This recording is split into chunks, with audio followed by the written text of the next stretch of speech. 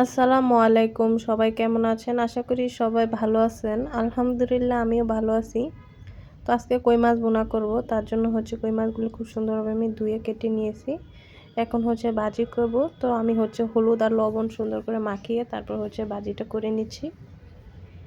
এই তো দেখুন দেখতে দেখতে কিন্তু মাছটা আমার ভাজি হয়ে গেছে। এখন মাছটা আমি ভুনা করে নেব। তার জন্য আমি পেঁয়াজ, টমেটো আর কাঁচামরিচ, ধনিয়া পাতা কেটে নিয়েছি। তো মাছটা ভাজা হয়ে গেছে, উঠিয়ে নিয়েছি। এখন আমি পেঁয়াজ আর কাঁচামরিচ একসাথে ভেজে নিচ্ছি। তো দেখুন হালকা করে ভাজা হয়ে গেছে। এখন আমি লবণ, ধনিয়ার গুঁড়ো, তারপর মরিচের গুঁড়ো আর হলুদের গুঁড়ো দিয়ে খুব সুন্দরভাবে মশলাটা আমি কষিয়ে নেব। এই তো দেখুন মশলাটা আমার খুব সুন্দরভাবে কষানো হয়ে গেছে, তেলটাও কিন্তু খুব সুন্দরভাবে উঠে এসেছে। এখন আমি মাছগুলো দিয়ে দিচ্ছি।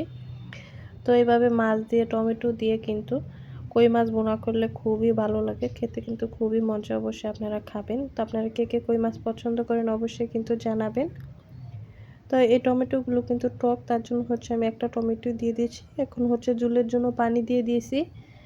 এখন কিছুক্ষণ আমি রান্না করে নেব। তো এভাবে রান্না করলে কিন্তু খেতে খুবই মজা। এই তো দেখুন দেখতে দেখতে কিন্তু আমার কই মাছটাও রান্না হয়ে গেছে। এখন আমি ধনিয়া পাতা দিয়ে নামিয়ে ফেলেছি।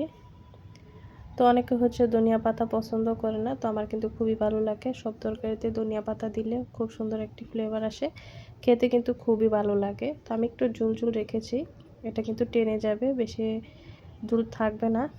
এই তো দেখুন আমার তরকারির ফাইনাল লুক। এই তরকারিটা খেতে কিন্তু খুবই মজা হয়েছে। অবশ্যই কিন্তু আপনারা এইভাবে কই মাছ ভুনা করে খাবেন, দেখবেন খুবই ভালো লাগবে।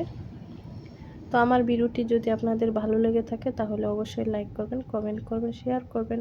আল্লাহ হাফেজ।